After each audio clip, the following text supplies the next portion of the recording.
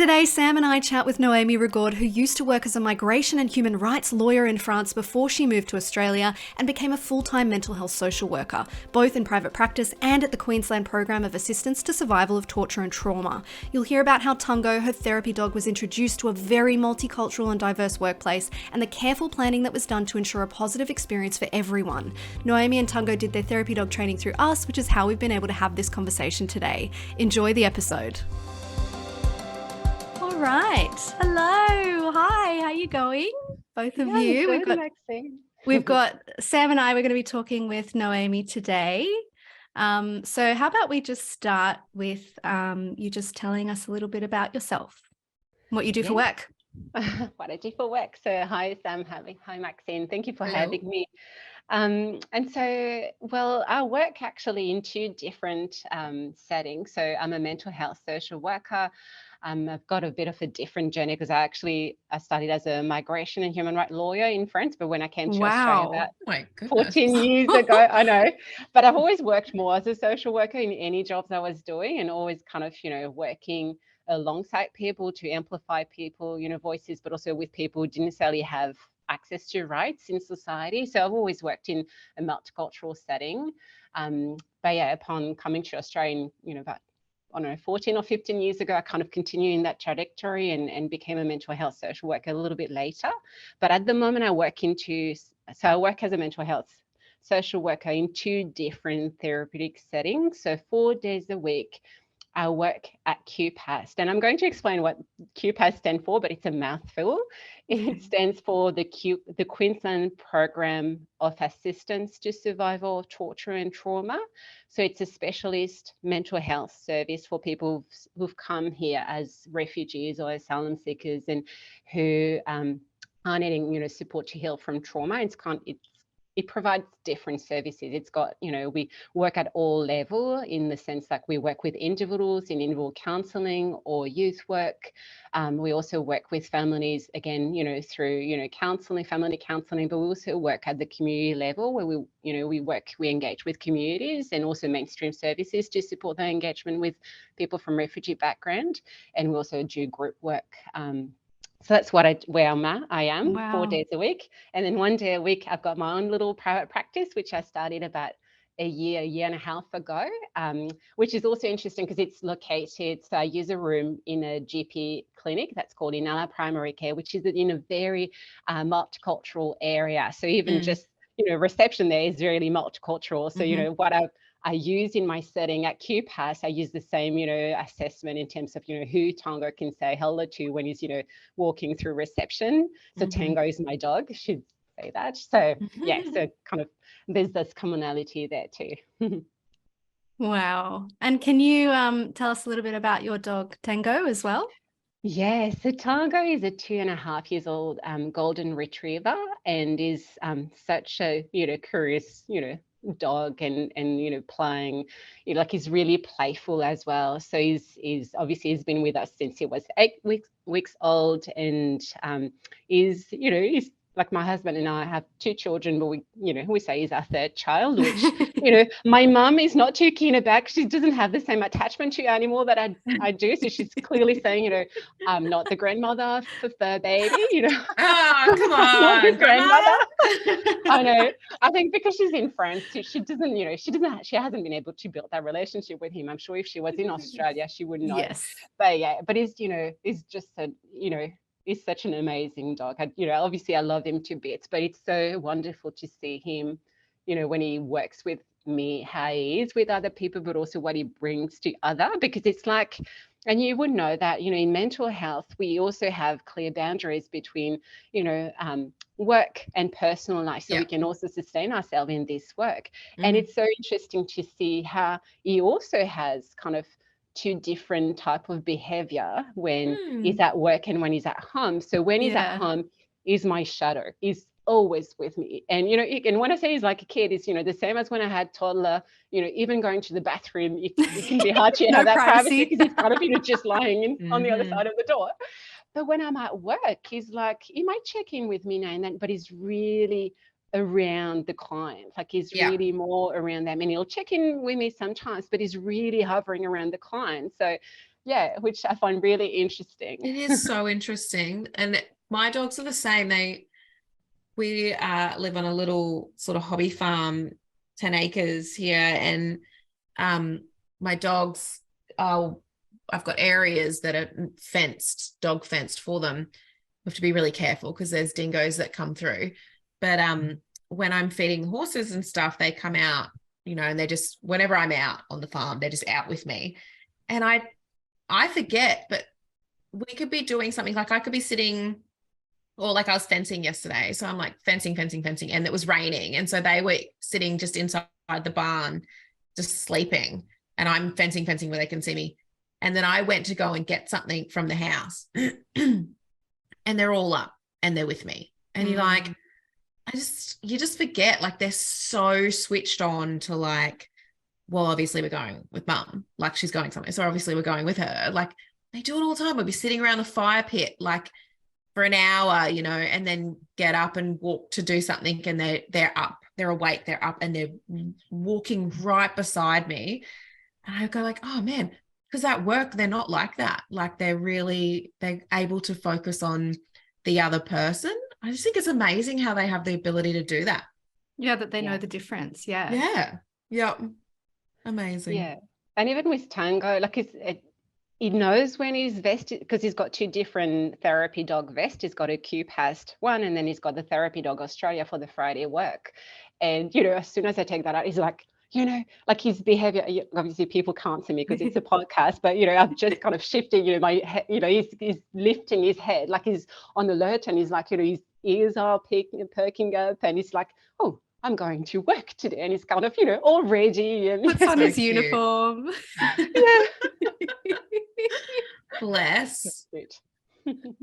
Love it. Love that. Yes.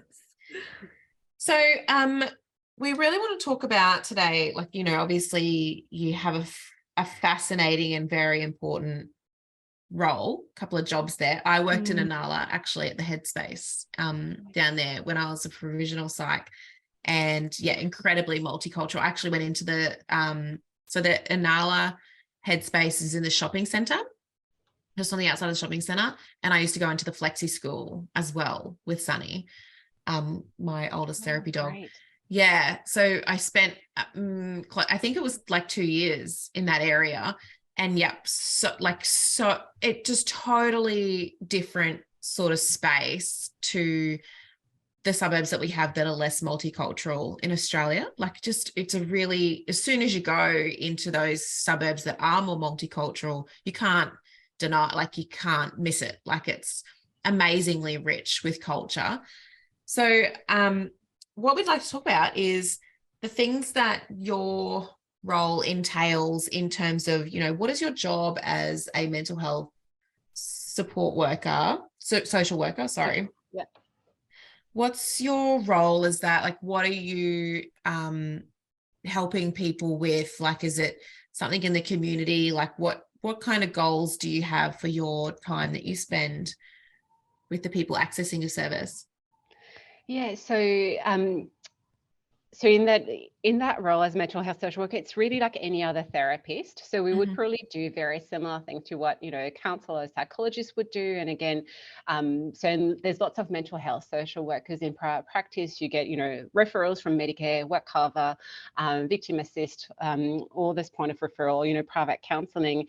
But I guess the difference, and I don't, I'm not a psychologist like you, Sam, so I wouldn't know. But I guess our training as social workers is we probably take a more systemic approach to how the person's well-being is. So it might be that we look at the relationship that they've got, and it might be that some of our intervention is about linking out as well to other services. So it might be referring to if I'm seeing a young person who's quite isolated and they wanted to meet new people, it might be about working at actually where can they go to kind of meet new friends, or they're a mentoring program, or they could be referred to kind of build those, social relationship. But it's also looking at, family relationship, bringing in, the partner or other family members, a bit, flexible approach as well to kind of work on the system that we're describe it to client often is to say, like plants, we grow up in an environment, and depending on, the resources that's there in the environment, we can thrive or not thrive. So, how can we resource your environment so you can thrive more than, what's happening for you right now. And it's kind of the way we say it. There's a real community focus. Yeah, community-based sort of more so, yeah.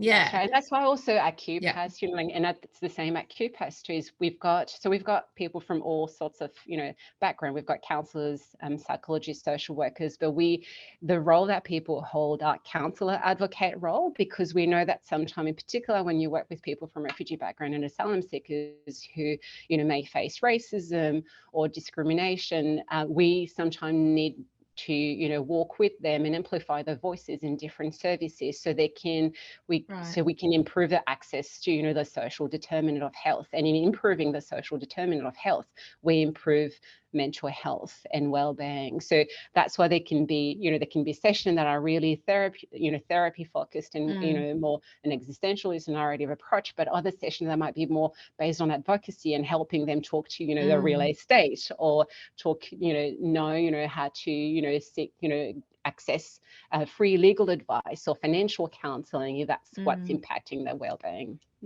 Yeah, love that. I often feel like very contained. I'm more of a social worker at heart. And so, side note, one of my strengths is involving myself in everything.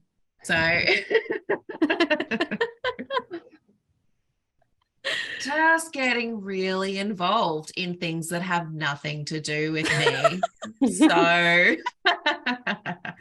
I should have put that strength to use. But anyway, psychology can be so restricted because it's designed to be very person-centered, of like, okay, so you person, which is great for lots of people, but it also is hard because a lot of the time the person can't even tell us like what's going on for them in their life. And like, it is great to get information from other sources, and we can do a bit of that, but it's not really the core of what we're doing, like we sort of, it's more just a person-centered thing.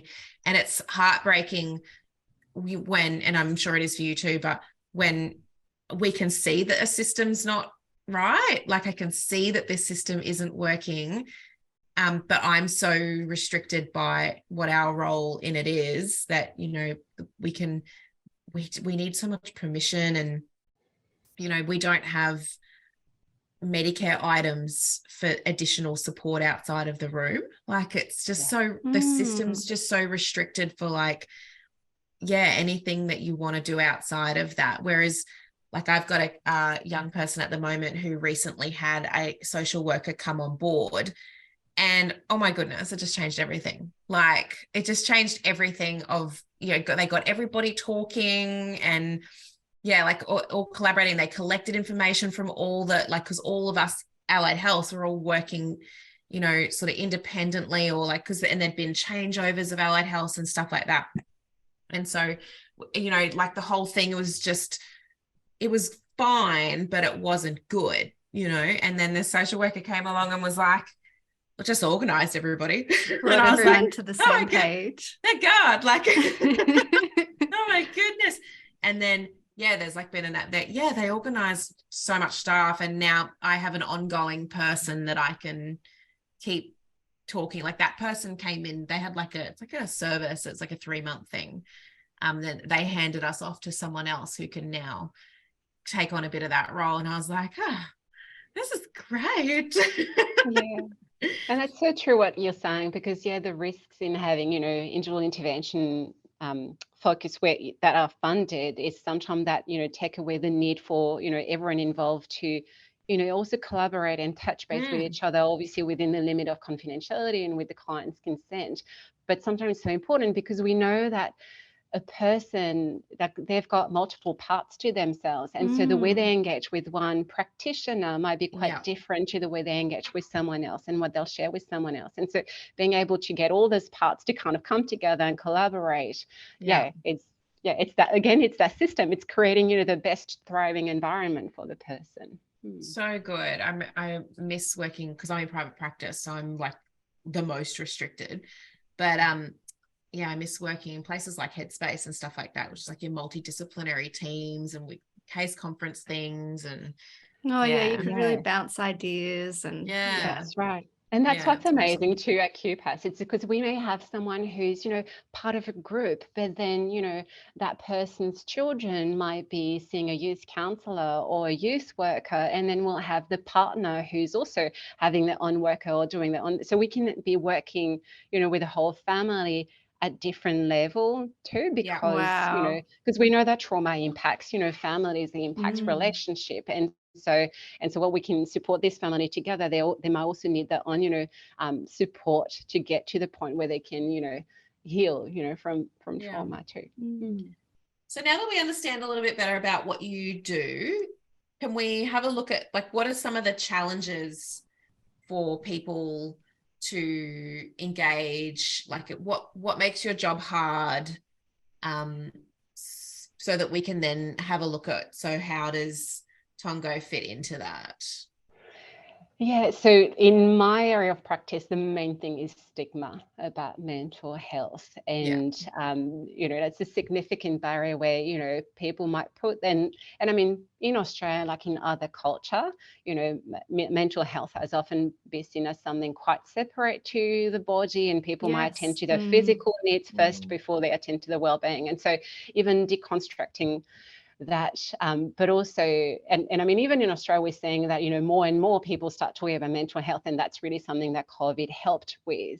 But there's still, people still think about, going and seeing someone might be a sign of vulnerability, and they don't, that they won't prioritize that as much as they see, prioritize seeing a doctor, for example. So that's one thing, at QPAS, what we also see is that, counseling or well-being, mental well-being might not translate well in all language, or we're working with cultures who are quite collective. So even the simple action of trying to look inside or in our own feeling and our own emotional well-being might be something completely new to people. So even just building that awareness, working through that. And that's why we've got all this program at QPAS, where sometimes people start coming to a group, or the homework club we used to have, or we catch up with young people at school, because counseling may be a very foreign concept.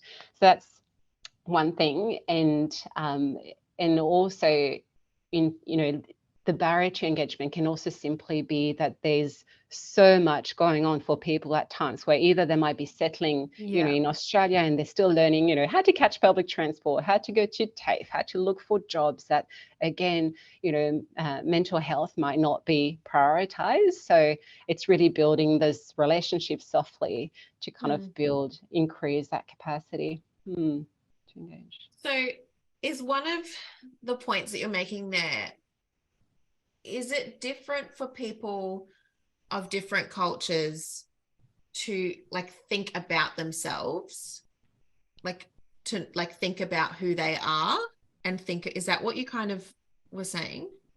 Yeah, that they may not necessarily allow themselves to, like, for example, if they're sad or feeling depressed, they may not necessarily realize that that might be that they need to attend to themselves, They don't make because the link. they don't make the link, or they haven't been encouraged to think about them individually, because there's so much focus on collective, the needs of the community, that it might be about how the community is going, how the family is going, but not necessarily about spending time on themselves, looking actually at attending their own needs. And so, for example, the way we might see that and we have multiple experiences of this at QPAS, is we might have a parent, and often that's a mother, coming to us because they're really worried about the children, and for years we'll engage with the children.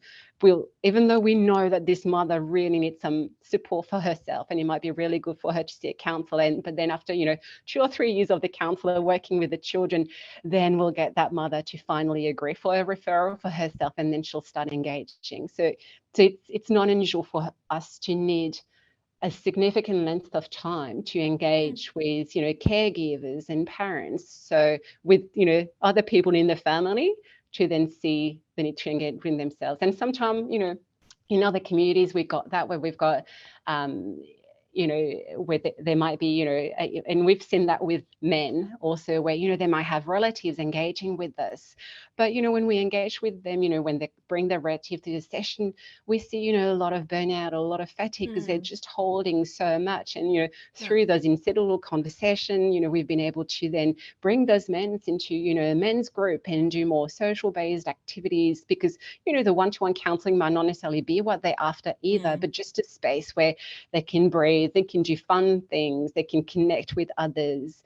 So that's why we've got all those different programs to kind of, normalize, attending to our own, well-being, but also engage with people in a way that are meaningful and feel safe for them, because one-to-one counselling doesn't feel safe for everyone, and it's not necessarily what everyone's need either. Often, people can heal in groups as well, and that's why we've got those different layers. I can understand being in groups. Sometimes that can be a way for you to go, oh, someone else is, I didn't really think about that, but that's exactly how I'm feeling. And I didn't realize. And then, what works for one person might make you go, oh, maybe that would work for me too. So yeah, I can totally understand that group settings can be really healing in that way. It is. Yeah. Is that something that you need to teach then? So particularly like your older teens and adults who've grown up in cultures where they're not focused on themselves. Do we then need to teach like insight and self-reflection and stuff? Is that a thing, or is it there, but it's just no one's ever asked? It really depends. And I think that's where we also at QPAS, we don't necessarily see, Western mental health as, the expertise there. So a lot of our work is around seeking the expertise and the wisdom from the person themselves, and also us adapting to how they communicate about their needs. So it might be that, for example, we're seeing, trying to think about an example, but it might be that we're seeing, someone who's talking about, them, having nightmares a lot, or also feeling worried about doing things. So that's where we might bring some, some psychoeducation about the impact of trauma, about what that might be. But when we do that, we also ask people, why do you think that's happening? What explanation do you have? And that's what we call our cultural formulation. So for example, in certain culture, there might be, people may have spiritual beliefs that make sense according to their own experience. And so our role then is not to negate that and say, oh no, that's not true. Like Western, traditional Western psychology tell us that this is this. It's not. We just kind of breach the two. And often, the spiritual understanding or the cultural explanation really makes sense in their own way. And what we're offering is just, listening, and then offering also either different perspectives, also simply normalizing what they're going through using their own wisdom. And it's really, and that's why also I enjoy the work so much at QPAS, because we're not limited by the number of sessions, which, in a private practice setting, you are often limited. And what we're seeing at QPAS is often that work takes so much time, because building safety is the first element, and building safety can be sometimes as simple but as time consuming as just being consistent. And so even though the person's coming, we're not very clear what their goal are, but they're seeing that we're here every week or every fortnight, that that we're still there, that we can hold whatever they're saying. And we may not have clear goal that they want to work on the depression or not having no longer nightmares. Like you may not necessarily be clear, but we know that they're actually learning to trust us because they've experienced torture and trauma. So they've basically, their belief in humanity has been shattered through the experiences that they had. And so we know that actually even just them coming to a room with us, a new person, a stranger, is actually an incredible step in itself and incredibly healing. Even though they may not necessarily consciously realize this, that's actually what those first steps of trauma counseling is, actually that rebuilding that trust in the relationships. It sounds like a lot of it is just about the safety and like the security and like allowing them to hold space as well and be able to express themselves and not feel judged or and that's the first big element. And so one of our Bible at QPAST, I shouldn't say Bible, but one of our really important book at QPAST is the book and the work by Judith Herman, called Trauma and Recovery, which I think her work was mostly around women who so in her book she talks about multiple personality disorder, and now it will be DID, but she worked a lot with survival of sexual violence and so significant trauma. And I've obviously at QPAS, the trauma people I've experienced can be sexual violence, but it can be torture, it can be war related, persecution, or combat related experience, etc. But there's kind of three main stages. The first one being around building safety, the second being around remembrance and mourning. So that's where we might, people might relate to trauma processing. We can take many shapes for different people. And then the third one is more, that reintegration back in the community. So that being able to reconnect to the community. And once, the trust has been built. What we're seeing, though, is that often we weave in and out of those phases, but safety is definitely the first step. And that's why we've got all those different programs at QPAS, because people have different understanding of, what QPAS is in the community, and there might be belief that QPAS is just for crazy people, and we don't know what's going on in the community. So that's why we've got, we go out into school, we've got men's group, women's group, because then people can actually realize that we're safe, we're a safe place. People don't have to open up if they don't want to.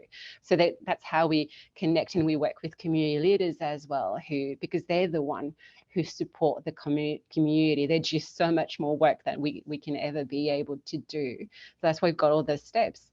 And I think that's also probably where Tango is really useful too, in that first safety. Like my client facing time at QPAS is a bit limited because I've got a team leader role there, but is working with me with, a client and then kind of supporting in other way. But that's where, it's really lovely to see him there too, because people will relate to him differently to how they relate to a human being. And so when you have experienced significant interpersonal trauma, like you've had when you had to escape your country due to war and violence, then, relating to an animal or feeling safe with an animal might look different to how you relate to a human being. But it's also considering that they may have had really negative experience at QPAS. Like we've had clients who've been tortured by dogs as well. So we had to be really careful. And it took us over a year to bring Tango into safety plan around how we were going to do that safely. But I've realized I've taken you on a tangent. Like I've started talking about something completely different. Sorry. Oh, no. This is all amazing. It's so important to be able to talk about this stuff. Like it's something that, we touch on really briefly in the course around like cultural differences, like not everybody is going to want to pat your dog that you love within an inch of its flipping life.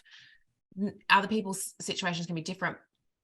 But I'm so culturally naive, despite doing multiple cultural trainings, working in a NALA, all that sort of stuff. Like I know that there's stuff there, but it can be so naive in terms of like the actual implementation of this sort of stuff. So what was that 12 months like, what had to that 12 months between graduating and taking him in, because he's an amazing, like he's one of the happiest dogs you'd ever meet. Like he's just so funny, like he's a real cruisy dude, like to your typical Goldie. He's just lovely.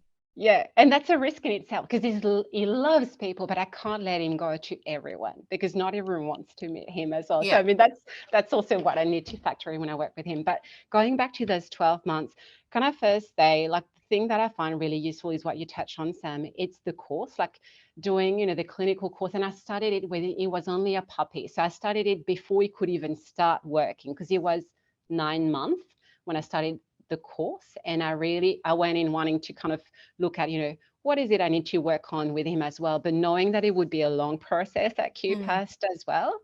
And so, but first, in the course, having that, like, that's really something, maybe you said that was such a small part of the course, but I really sank in with me in terms of, there needs to be a benefit for, the client and the animals, but also they need, you need to safety plan. And there was I think one of the assignment was around actually risk planning, and that was really helpful to go through that around looking at, what are the different risks. Yeah, there might be, the risk of allergy, but actually there's also the risk of re-traumatization, of, it's bigger than that at QPAST.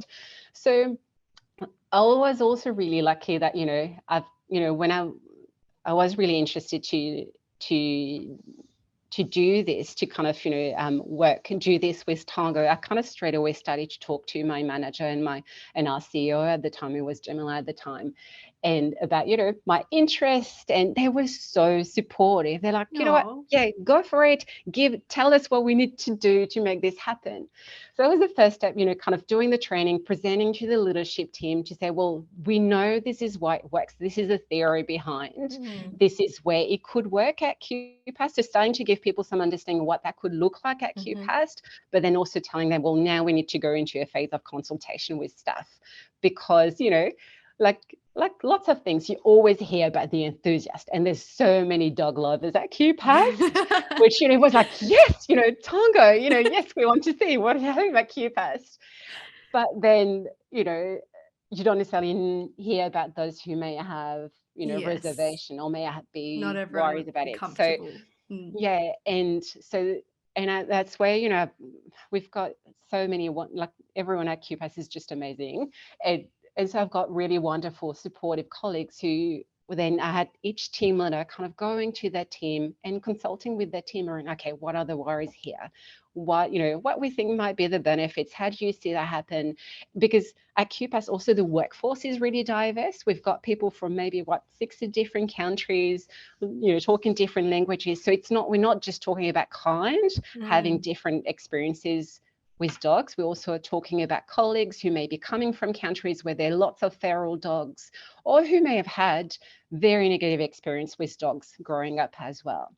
Yeah. So that's the first thing that happened, is for a few months there were consultation with staff around what the worries were, and what we thought the benefits were, and then bring that back to the staff member group, and then having also individual conversation with those who had more reservation. Because what I found really interesting too is there's lots of prejudices around what certain people with certain religion might feel towards dog. And in talking to colleagues and interacting incidentally with, other people and members of the community, that for me, that got really challenged, because then I realized that, because, like people would have said, in Muslim culture, dog can be perceived as dirty. So people may not want to approach dogs. But then I had Muslim client giving the closest hugs I've ever seen, to Tango, and being licked by it. So, so it ultimately come down to having an understanding of what, of the cultural belief or religious beliefs around dogs, but also not necessarily taking that as, the rule for everyone. So that makes it so hard, because so it's not just a myth that, so some cultures are going to have, I guess I'm being really basic right now, because of course, in my culture, there's people who like dogs and people who don't like dogs. You would say it's probably Western culture that people love dogs, given our rates of dog ownership, but there's definitely people within that don't fit that. They don't like dogs or don't want to be around dogs. So I don't know why I just thought, I don't know, I feel like an idiot. No, this is why these conversations are great. What's happening? Yeah, so you come down to that. It's then ultimately that's what it became for me. It's like, well, like anywhere, there'll be people who are really keen to say hello to Tango and interact with Tango, and there'll be other people who will have massive reservation. So what I'm going to look at is people's body language and that's very evident when I go to Inala on the Friday, because I could you'll see, because I don't work with everyone there, but when we walk through the GP reception, you can see the people like, oh, Tango, and they want to say hello, and that's the moment I love, because Tango, all the incidental interaction, but then you can see people who really withdraw in the body, kind of, and so that's why I'm saying I always walk Tango on a tight leash when I'm walking through that area, and kind of scan the environment, because I love when you can say hello to someone who's really keen to say hello, because then all of a sudden they're not looking bored, they're looking happy, and they're patting this beautiful dog while waiting for their appointment. But then you've got the challenge, what if they're sitting next to someone who's giving indifferent or like they're closing themselves off to the interaction. And then there's someone right beside them who's like, dog, like even that kind of dynamic, it's just so hard to manage. Like you don't want to, have that person feel rejected who wants a dog, but you have to be so aware that, but if I take the dog to that person who's inviting, the person one seat over from them, they're either giving me signals that they're not interested or they're not giving me any signals, which means I have no idea. That's right. And that's why, I guess now that you name it, it's probably why I feel so tired also at the end of the day, because you're kind of scanning all and trying to really take all this in so you can keep people safe. And so going back to QPAS, that was really what was my priority, and what I said all along to all staff is, if we can't make it happen at QPAS, we don't make it happen. But, let's see. So that was the whole plan around the consultation process with staff, is around, we just want to know. And if we can make it, we cannot make it happen, we just won't make it happen. We just, just interesting to know, is that another form of intervention we could, we could provide? Because we had also a lot of incidental information from staff who were saying, so two main things. First, staff who had dogs were talking about the incredible benefit on themselves and their own mental health of owning dogs and that belief, but also in therapeutic session, in counseling session, a lot of clients were bringing up pets. And it can be dogs, it could be pigeons, it could be donkeys. And often that would really support the therapeutic process, because you could process grief and loss, and you could talk about attachment through bringing in pets. So there was already this animals were already holding a space in some of the counseling session. So we knew that there was a benefit that was possible. And so that consultation process kind of happened, heard from everyone. And then what was really lovely too is to hear from my colleagues who had either negative experience with dogs, or in the culture we're not used to have dogs inside their home, and they'd grown up in another country, it could be in the Middle East or in different African countries, but then saying, but you know what, my kids, they love dogs and I don't know how to interact with dogs, so maybe we also need to learn how to interact with dogs.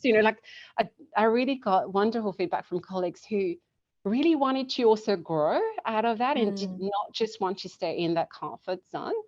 So all of this then informed our risk management plan. So then, I worked on the risk management process and finding also the right insurance to also be covered to do this work at QPAS. So fast forward after, that was about a year of work that it took. And then also, finding, clients who we could, because we don't necessarily, it's not like in your clinic, Sam, where we can just say that's what we do, like where you can fully advertise it as, that's what we also specialize in. At QPAS, because it's just me, I can't see everyone as us. We don't, and we all, it was still a trial phase, I guess, initially, still to see actually, is that working? Does that work to come in, once a fortnight with Tango, because he works once a fortnight with me at QPAS. And so really I identified, like it was someone I'd been working in counseling for years, and there was, significant, like we'd processed the trauma, but there was still significant interpersonal trauma, depression and grief we were trying to work through, where, when you work with people who are just chronically depressed, and where there's not even a glimpse of hope or joy, and the body has also forgotten what it's like to feel, a little bit of happiness, a little bit of relief. And that's where I kind of and it's hard to know what you're aiming for then, like you don't know what that for. They may never have really felt that or noticed that feeling when they felt it, and then it's just totally atrophied, and everything that you try to work on, there's so much hopelessness that it's like it feels like you're forcing someone to try and find this thing that it's like that's probably a myth to them, like so they're not really on board with the journey, because it's like like you do all this stuff and you get to this magical feeling, and they're like, what magical feeling? It's nonsense, like it's not a thing. I feel like it's got that real vibe around it of like, it's there's no point working towards that what they don't know. That's right. And I think that's one of the speaker at the animal assisted conference was saying when she was presenting about the animal assisted psychotherapy is often it's even just that embodiment of actually interacting with the animal that kind of takes you out of your usual, where your body usually is when it's in that chronic state of depression or anxiety. Yeah, so it's kind of how it started, with some client. And then what I love too is that there's so much incidental benefit of having Tango in the office, for staff. So, I've had staff working through their anxiety around dog, which is, incredible. But also where my office is, if Tango is with me, it kind of sometimes give directly onto some of the counseling rooms. So I had, client coming in to see a counselor, and upon exiting, they would see Tango and they're like, oh, who's that? And, kind of sick interaction. And yeah, one of the things that I loved, like it happened some time ago, but at the time, so we work with asylum seekers, and asylum seekers, many of them have been for years in immigration detention whilst, because they've come here to seek safety, but because they came by boat, they don't really have a pathway to seek a protection visa in Australia. So often some of them may have been in immigration detention for 8 or 9 years. Oh my God. Yeah, without having committed any crime. And so just, because they're seeking safety. And so at some point we were fortunate that we could have them come to our office. Now we've got to kind of go to the place of detention. But, when they would come, there was in particular one client who kind of saw, Tango initially thought he was a guard dog. But then, was curious, and Tango gave him the best hugs. Like he came around because he invited him around, like that client invited him to come and say hello. And, his counselors were then reflecting, because those people who have been in immigration detention for so long, they haven't really had an opportunity to get hugged, to have hug or have human connection, to get that touch that is so important in healing as well. And he got licked, he got rolled over by Tango in those massive hugs. And then when this come, you've got the giggles that come. The giggles that we never hear. And we've got that with clients as well who are really chronically depressed. That's the only time the giggles and the little laughter comes.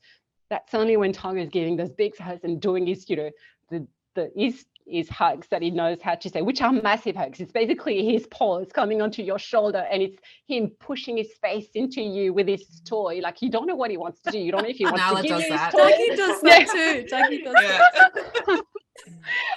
But it's a bit, he's a 30 kilos dog, so he's also a big dog. And so all this, that's what we call, the magical moment when magic happened. And so Tango's had, has brought many of those magical moments where, it just gives it's like, like a few seconds or a few minutes of break when, everything feels, helpless or hopeless. But then it's like, the joy come up, and then you can anchor into the sensation. You can go back to, how does that feel like? How was that like?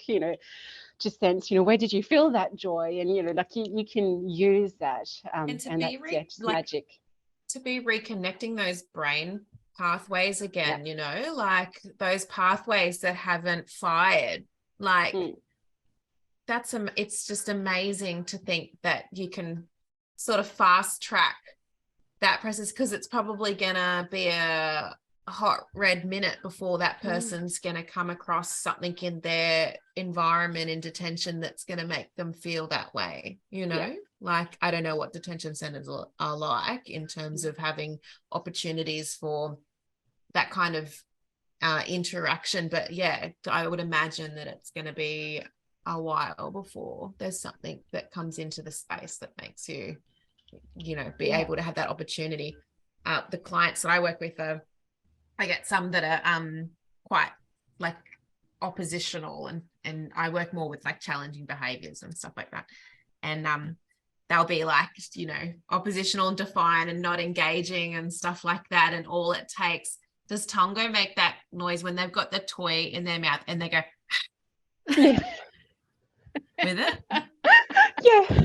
They're doing that like snuffling noise. Yeah. And like Nala doesn't care that you're an angsty teenage boy. She doesn't care, mate. You're getting the toy put in your mouth, okay? So, because it's the Nala show. And so she climbs on people. And it's so hard they can't not crack a smile, the suckers. Yeah. Like they crack the smile and they have the giggle, and it just completely changes the tone of the whole interaction. It really makes such a huge difference to have that, even just one little moment. It just really, it's so helpful, I found. Yeah. It's magical. There's a couple of things that you've talked about that I want to circle back to. Yeah. One of the things that I think people could take away is that you took the risk of training the dog before you had your workplace really on board. And that's a risk that I think probably not enough people take, because it's expensive to train your dog and it's this whole thing. And what if they don't allow it, or the workplace doesn't allow it, that sort of stuff. But when you do it that way, it gives you time. It gives you so much time. And I really like how much time you took to, I'm not saying everyone has to take 12 months at all. Yours is obviously a really unique situation. But one of the things that I think happens, because people have said it to me, is they've broached the idea with colleagues and staff and management, but they haven't given everyone enough time to really think about what could be the challenges here. And so they maybe get this initial kind of like, oh yeah, like that could be something we could look into. And then, you know, the person takes that as a yes and off they go. And then they go and invest in everything and the training and stuff like that. And then they circle around. And we've had multiple stories of this where we circle around, come back to the workplace. The dog's now been trained and assessed and they're ready to go. And now there's a problem at the workplace. And it's, you know, like, and we have people that are moving workplaces and stuff, which is fine. That's what I would do. Changing workplaces or whatever. But there's a lot of frustration and things like that, or that, you know, the dogs go in and then they're disallowed or stuff like that, because we didn't actually have proper cohesion in the workplace before we took them in there. And I think you could do it both ways, but I do have a lot of people contact us and they're like, oh, I'm just waiting to get approval from my workplace. But I always think, but how are you putting forward a case to have the dog there and manage the risks and stuff when you haven't done the training? Like, how are you? You're not familiar enough with your dog. Yeah, and or through, like what through training and how that can be applied. Exactly. Like, what is it going to look like? Like that. How are you putting forward a case of how it could be beneficial, how you could implement the program? Like, you must just be putting forward, I think we should have a therapy dog here. Like, do you know what I mean? And not having any real concept around like, yeah, but why would we do that? And how would we do that? And what would be the risks and how would we mitigate those risks? And what would be, you know, our cost benefit analysis? Like, what would the outcomes be? And really giving workplaces enough time. And I know it's like a catch-22, like the chicken or the egg thing of like, yeah, but I don't want to invest all my time and money if my workplace isn't going to say yes. But how do you get your workplace to say yes without you investing the time and money and the training and going and doing it so that you can put forward a proper case? Because if you ask them, if you go and ask them, so like my kids that I work with, a lot of the time they want something from their parents. We teach them to put together like PowerPoint presentations and stuff to explain to their parents, like, why should you be allowed? Like, they're coming into their adolescence. Like, let's start looking at like, what are your parents going to be thinking about whether or not you should have, you know, a sleepover birthday party? You know, are they going to be thinking about all the noise you're going to make, all the mess you're going to make, what money it's going to cost, you know, who you're going to buy, like blah, blah, blah. So if we try and like, you know, teach them how to bring forward an idea and like sell an idea but keeping in mind what everybody's like perception of that idea is going to be. They do it to us for like pets and stuff. It's pretty funny. Some of my kids do it without me telling them they're working on it with them. They just do it. It's really funny. So anyway, point being, you're going to have such a shitty PowerPoint if you haven't done any research. Like, how are you putting forward these ideas if you haven't done the training? So the I other don't know. thing I actually want to interject with that is the fact that they need to also pass a temperament test. That's the thing too. Like just knowing that you have a dog ready to go can help. Yeah, and I think that's definitely what convinced them to, like, look, I was very lucky that, QPAS is a very innovative workplace. So they're always, happy to hear ideas, but, if and let people, propose ideas and go through. And I think, that's what happened in this situation. I said, I'm interested in that, going to investigate, and I'll report back. But having done the course, I think essential to that, because exactly what you've both said, Tango, like, there was first an indication that actually a therapy dog, not everyone can be a therapy dog handler, and not every dog can be a therapy dog. And like, you kind of going through that thorough assessment and evaluation. But also because, there's those myths that are still being rebuffed in the community around, it's not because your dog loves people and is great with people that means they can come to your workplace or come and, work with clients. And there's lots of confusion between, visitation dogs and therapy dog in a clinical setting and, therapy dog in the community setting. So even having, I love the theory in the content of the course, so basically my PowerPoint was about that. It was about the theory first. Why, what does the research say? What does the theory say about, having, therapy animals? The benefit for clients, the benefit for staff, but also, the risks to consider, and kind of, some idea of how it could be incorporated, but also just the process of, what we need to look for in a dog, how do we know a dog can do this work, but also how do we know that a handler can do this work. So it kind of covered responsibility area, but also emphasized, the well-being, like the equal balance between benefit for client, benefit for the animal as well. Because, like I said, there's lots of dog lovers at QPAS. And so everyone was really enthusiastic about, starting this process. And I felt like, I can see myself again, kind of rearing back saying, yeah, I know there's lots of enthusiasm, but hang on, we've got to be really careful. We've got to think this through, and we can still decide at the end if we continue with it or if we don't do it. Again, because we work with people. Is that the lawyer in you? The lawyer, or just maybe, or it's more that I know that we work with people who had the choices and voice taken away from them so 100%. Many times. So, really wanting to make sure that we didn't forget to amplify, our client voices, but also our staff who may have had really negative experience. But when you see, so many colleagues being so enthusiastic about something, you don't really feel like you can be, the one putting the spanner in the work. So it's kind of, so that was more around that. And it's just lovely to see how everyone's embraced, Tango, and Tango, who, want to, is going to say hello to him when he comes, and who, will just watch the side, but also, how everyone is kind of progressing towards saying hello to Tango if they don't, if they're working through stuff. And I love hearing you talk about it like that, because I haven't really put all these thoughts together in this way before, but it's like when you're the handler, you have to be the go and the woe on the whole program. Like, you've got to be the one who's advocating for the program and implementing the program, but you've also got to be the woo up guys. And we talk to people about that all the time. We're like, you have to advocate for the dog. Like, you have to advocate for yourself and the dog, and what is, what are you capable of doing? Like, if you're not capable of working in this setting or that setting, because you should know by the time you finish the course, what you can do, what you can handle, what your dog can handle. So you got to woo people up too. We talk about that in like dealing with managers and workplaces and stuff, of like being able to put the brakes on, because sometimes they'll get excited and want to like go.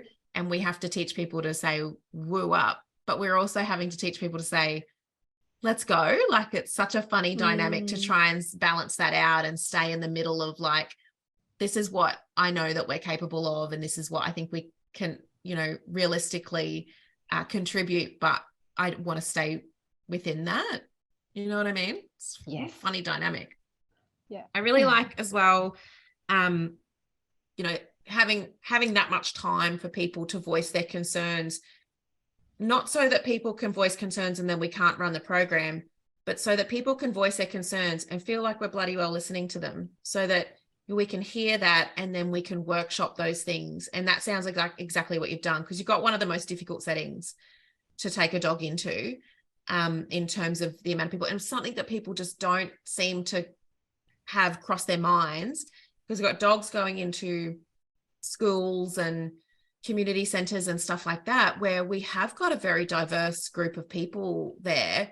And I feel like sometimes our handlers have got blinders on around, well, I love the dog, so everyone loves the dog. I think surely you understand, you know, we talk about cultural differences, fears, phobias, allergies, and stuff like that, but it just rolls off the tongue. And I think maybe people don't fully get it when, because you love your dog so much, you're a bit biased, you know, but you being get able to caught up in the moment too. You're like, oh, look at him, and you're not thinking.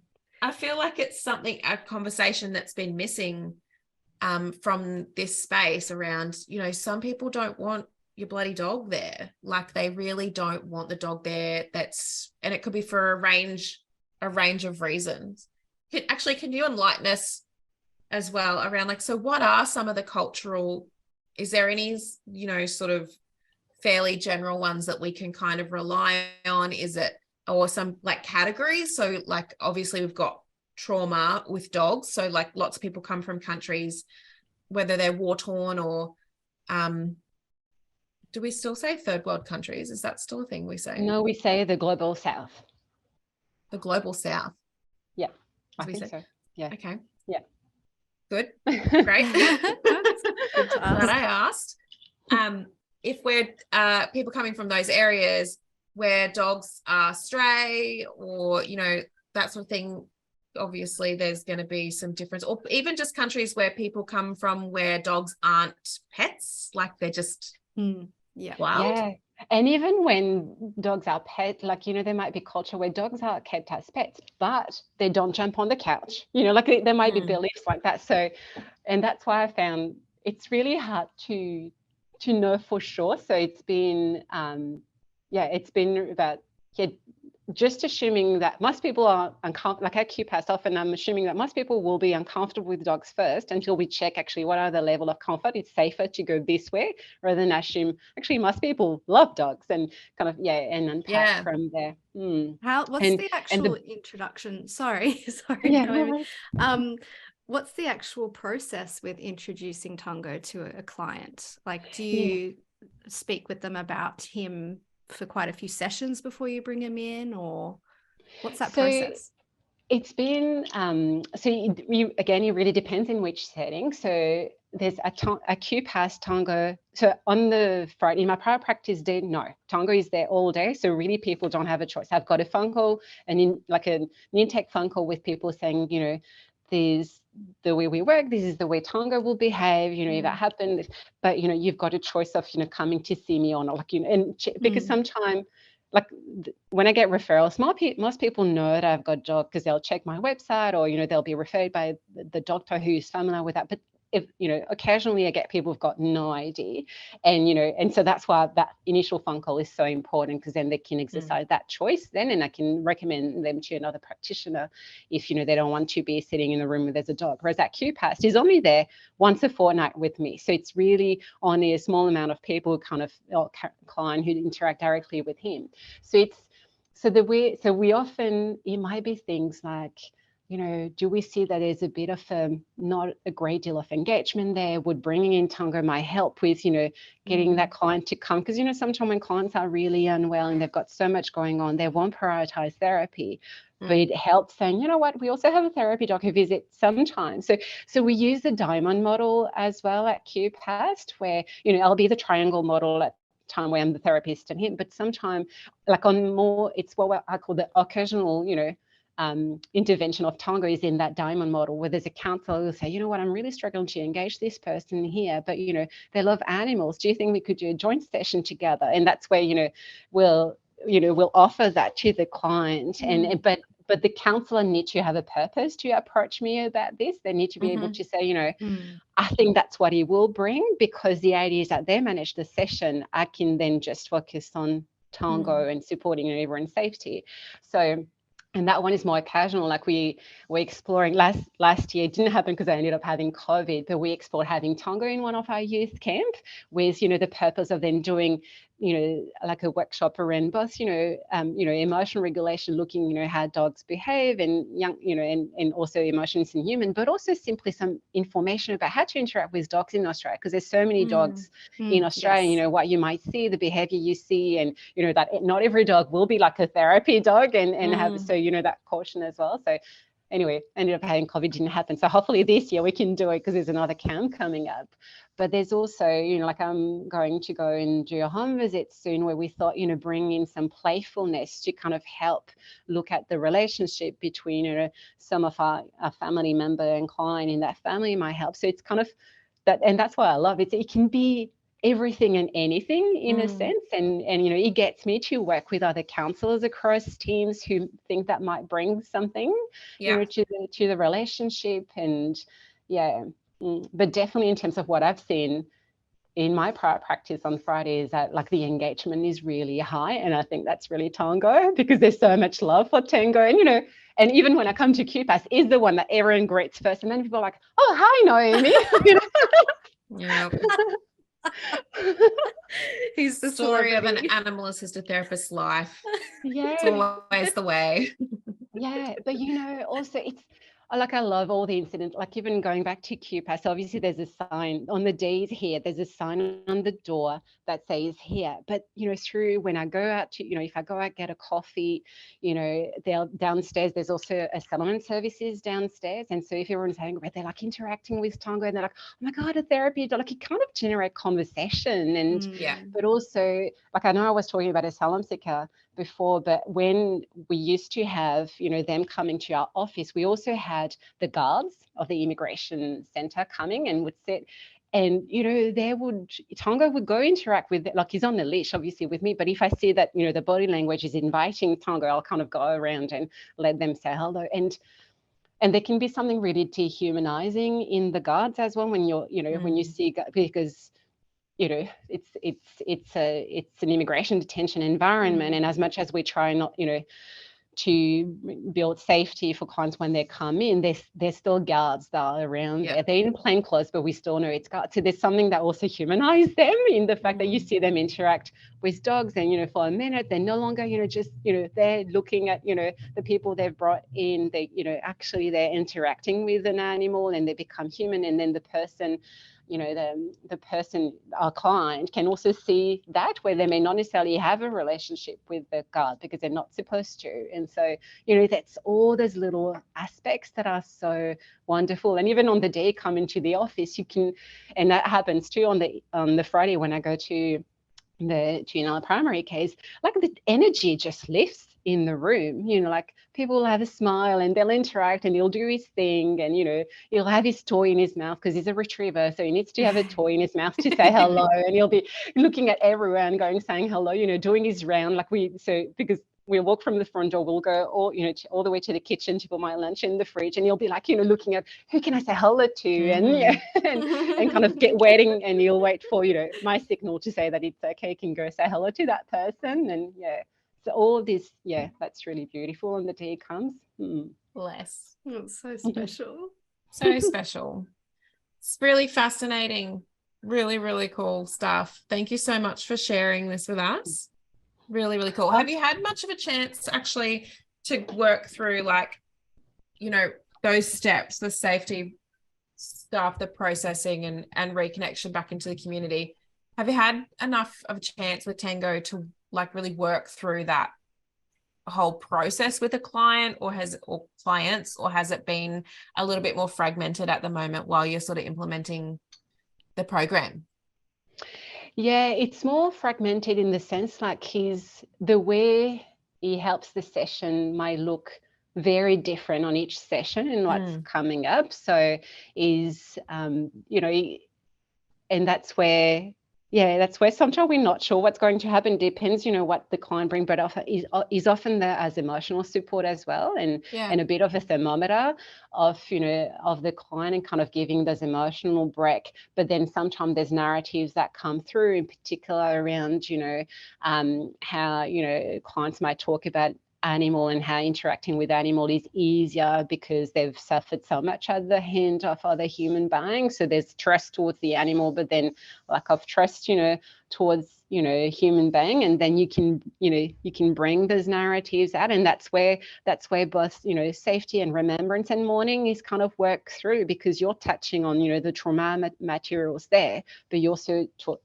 touching on, the safety and creating safety, and what feeling safe again with human beings might look like, because obviously they're feeling safe with me, they're here in the session, and how that might be expanded to the broader community as well. So there's a lot of that. It's not a linear process. Like trauma counseling is not a linear process. It's very much, and you might feel like sometimes you do like 2-step in front, you might take a step back, and it's got to go that to and fro. Yeah. Wow. Fascinating. Yeah. Can I ask one more question to wrap this up? I know we've had you for a bit over an hour, so we'll let you go. But I just did want to ask, is there anything that you feel that you could pass on to our current students or future students with Therapy Dogs Australia? Is there anything that you feel like you want to reflect on and say, this is something that you might want to be prepared for when you come out of study or anything like that? Yeah, and I think it's what we've touched on before, and making sure that we always consider that not everyone loves dogs, and that we know how to support and ensure people's safety when that's the case. And so always, that kind of self-reflection around, the love we've got for our dog can blindside us. And so being really reflective about this, and keeping that in mind, even, when we walk, with our dogs, or when we, walk through a reception area or in an office, because in particular, if you've got, people who work for an organization where, there's multiple staff, where actually animal assisted therapy is not the organization core business. Then you can't expect that everyone will feel comfortable with having a therapy dog, but also you can't expect that everyone will voice that discomfort, because we don't necessarily hear that. We hear the enthusiasm, we not necessarily hear the fear. Yeah, absolutely. Yeah, I think that's such great advice. Great advice. That even I need to remind myself of. Great advice. Love it. Thank you so much, Noémie. That was fantastic. Oh my goodness. Amazing. Oh, thank you for the opportunity. I'm very passionate about my work, and yes, it was absolutely fascinating. About it. Thank you. Thank you for having me. Thanks for listening to the podcast. If you're interested in studying with Therapy Dogs Australia, or you have a few more questions before deciding, please get in touch with us by emailing courses@therapydog.com.au or visiting our website at www.therapydog.com.au for more information and FAQs.